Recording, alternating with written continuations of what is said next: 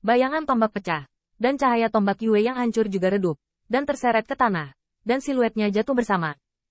Ledakan. Kekuatan objek dewa sangat besar, tetapi pada saat ini, kelompok yang mengerikan adalah serigala yang melolong, mengejar setelah jatuh ke tanah, dan kekuatan antiseisme yang kuat membuat mulutnya semburan darah. Namun, He Bukun masih gila dan ingin berjuang untuk bangkit dan mengambil Yueji pemecah surga. Dia tidak bisa kalah. Begitu dia kalah, kemungkinan alam rahasia dewa tidak akan ada hubungannya dengan dia. Pan Bukun panik saat itu. Dia tidak tahu bahwa Divine Object-nya sendiri telah memicu pembunuhan di tangannya, dan dia dikalahkan oleh 9 Heavenly Layer yang seharusnya dibubuhi oleh dirinya sendiri. Apalagi pancaran darah mengerikan yang keluar bersama senjata perang barusan membuat Li Bukun merasa saat itu darah seakan membeku dan jantungnya berdegup kencang. Namun, Sun Bukun belum menyentuh Yueji penghancur langit, tetapi tiba-tiba wajahnya terpelintir, dan kapasitas kakinya di belakang punggungnya membuat Sun Bukun melolong. Apa? Tanda seru. Tanda seru. Tulang belakang yang ceroboh diinjak seperti ini, dan siluet ramping di bagian belakang kaki memberinya kesempatan untuk mendapatkan kembali benda suci itu. Hai.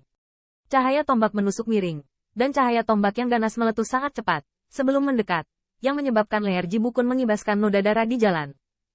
Qin Yichan terdiam, dengan tatapan dingin dan tajam di matanya. Jika dia adalah reinkarnasi dari alam Dewa Naga Real, dia mungkin akan membiarkan junior ini jalan hidup, tapi sayangnya, dia tidak. Ke depan, setiap siluet di sini bisa dikatakan sebagai musuhnya. Pancaran dingin dari belakang tulang belakang membuat Ji Bukun merasakan kematian begitu dekat dengan dirinya untuk pertama kalinya. Titik tajam senjatanya menghancurkan semua fantasinya.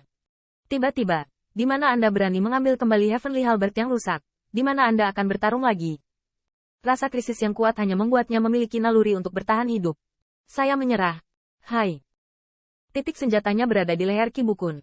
Tetapi melihat afterimage hitam dan merah yang memecah ruang, dan melihat Patriark Naga tiba-tiba menembak, menjentikkan ujung jarinya, dan sedikit menggeser ujung senjatanya.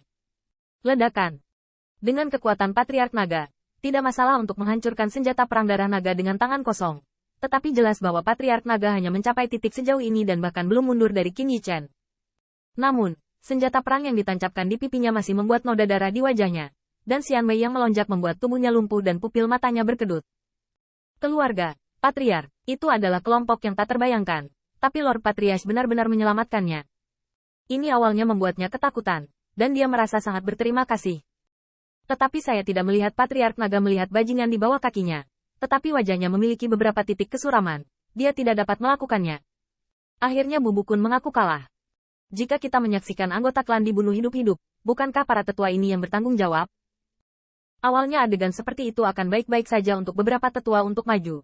Tetapi Patriark Naga memperhitungkan bahwa He Bukun sangat tidak menghormati orang yang dicurigai sebagai reinkarnasi alam dewa ini. Ini seperti membuat marah senior realam dewa. Saat ini, naik untuk menyelamatkan orang sama dengan menyangkal wajah senior dan menggantinya dengan elder. Saya khawatir dia belum memiliki wajah ini, dan hanya patriarknya yang bisa. Biarkan pihak lain bertemu. Patriark Qianlong menatap matanya, dengan dingin berkata, saya pikir hidup Anda hebat. Segera, dia benar-benar menatap Qin Yichan, dan matanya sepertinya berkata, junior tidak masuk akal, dan senior bisa sedikit mendisiplinkannya. Patriark Naga menembakkan guntur dengan cepat, dan kembali ke tempat semula dalam sekejap mata. Saat ini, di platform batu, hanya siluet ramping yang berdiri. Dan lawannya telah diinjak-injak di bawah kakinya. Patriark Naga melintas kembali ke tempatnya. Tetapi dia melihat beberapa ekspresi wajah penatua muram. Dan matanya penuh presisi. Tetapi tidak satu pun dari mereka menggunakan kekuatan ilahi untuk melihat detail Qin Yichan. Lagi pula, mereka sudah mengira bahwa Qin Yichan adalah reinkarnasi dari alam dewa.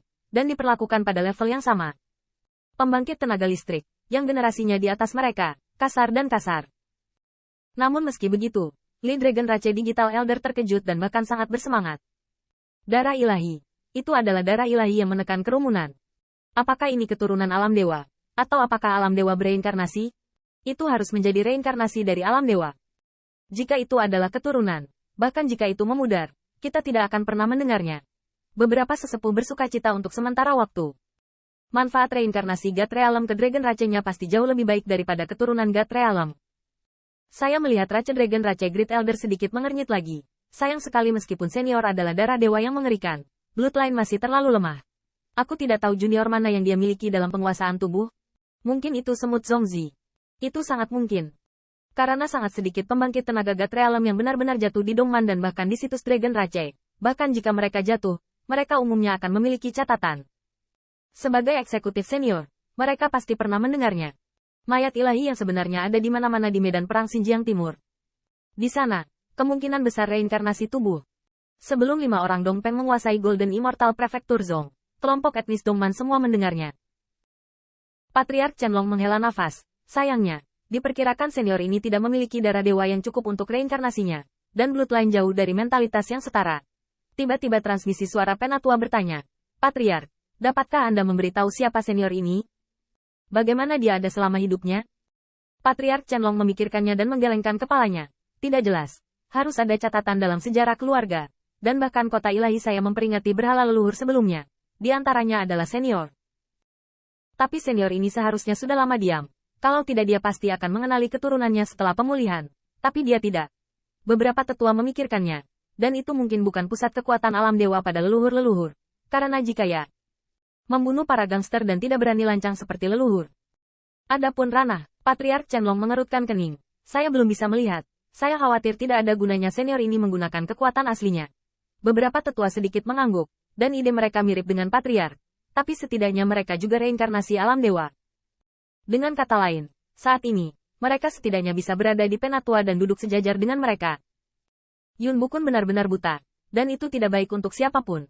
Tapi dia ingin menjadi senior. Tapi Sun Sun beruntung.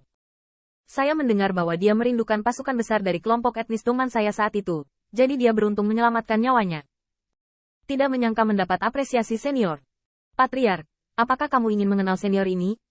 Patriark Qianlong berpikir sejenak, lalu menggelengkan kepalanya dan berkata, jangan pergi sebentar. Senior ini tidak merusak identitasnya. Dia seharusnya memiliki rencananya sendiri.